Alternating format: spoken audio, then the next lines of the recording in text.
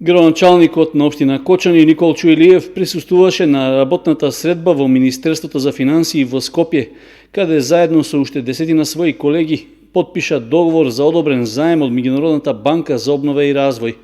Станува збор за компонентата општински инвестиции за реализација на проектот асфалтирање на 6 улици во Кочани и 5 улици во руралните области.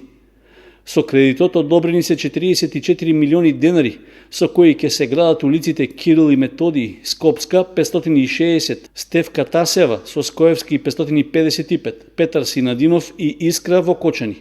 Исто така, ќе се гради и улицата Аснон, како и 2 крака на Раде Кратовче во Оризари и улиците Борис Евтимов и Маршал Титов во Тркање.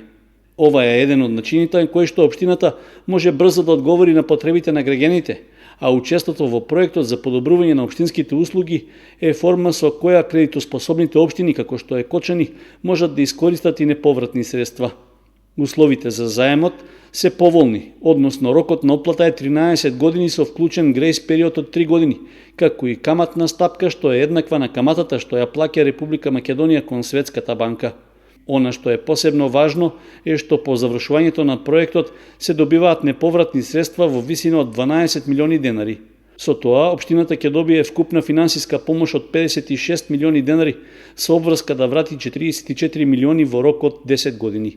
Наскоро се очекува да биде распишан јавниот повик за избор на изведувачи за изградба на споменатите улици, а постапката ќе се реализира согласно критериумите и процедурите на Светска банка.